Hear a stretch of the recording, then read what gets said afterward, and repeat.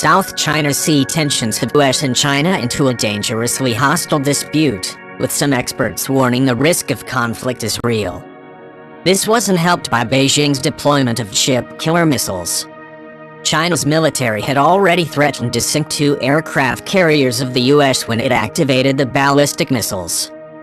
Rear Admiral Li Yuan warned beforehand that China's new and highly capable DF-26 anti-ship ballistic and cruise missiles were more than capable of hitting US carriers, despite them being at the center of a bubble of defensive escorts. What the United States fears the most is taking casualties. He said the loss of one supercarrier would cost the US the lives of 5,000 servicemen and women. Sinking 2 would double that toll. We'll see how frightened America is. He added that China should use its strength to attack the enemy's shortcomings. Attack wherever the enemy is afraid of being hit. Wherever the enemy is weak. The Chinese state-controlled newspaper The Global Times said the country's newest warheads were being deployed a month later into positions best suited at striking vessels in the East and South China Sea.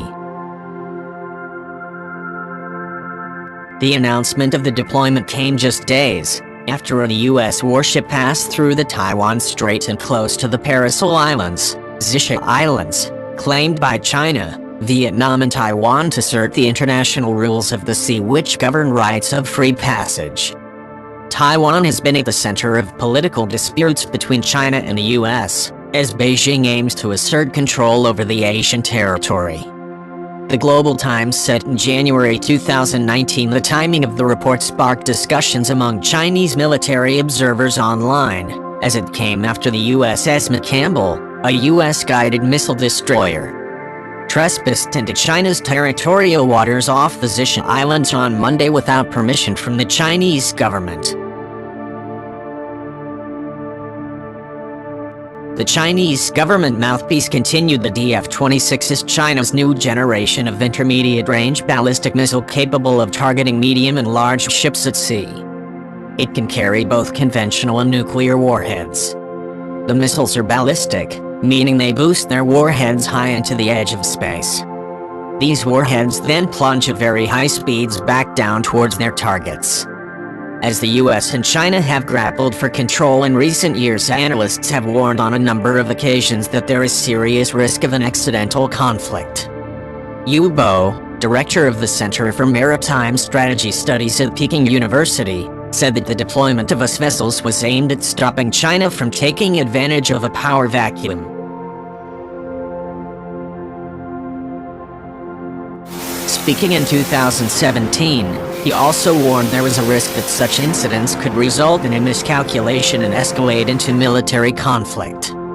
This kind of provocative behavior was totally driven by political needs aimed at showing force and demonstrating strength, but that can become an accident.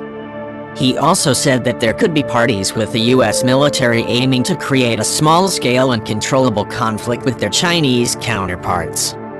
Hu Bo concluded, however, how can you predict and control the consequences of a war?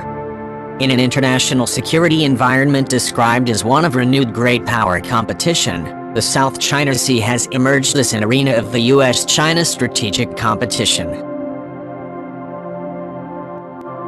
The US-China strategic competition in the SCS forms an element of the Trump administration's more confrontational overall approach toward China, and of the administration's efforts for promoting its construct for the Indo-Pacific region, called the Free and Open Indo-Pacific, FOIP. China's actions in the SCS in recent years, including extensive island building and base construction activities at sites that it occupies in the Spratly Islands, as well as actions by its maritime forces to assert China's claims against competing claims by regional neighbors such as the Philippines and Vietnam, have heightened concerns among the US observers that China is gaining effective control of the SCS, an area of strategic, political, and economic importance to the United States and its allies and partners.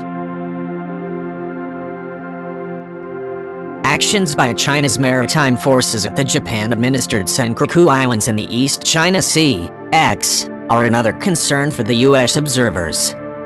Chinese domination of China's near seas region, meaning the SCS and X, along with the Yellow Sea, could substantially affect the U.S. strategic, political, and economic interests in the Indo-Pacific region and elsewhere.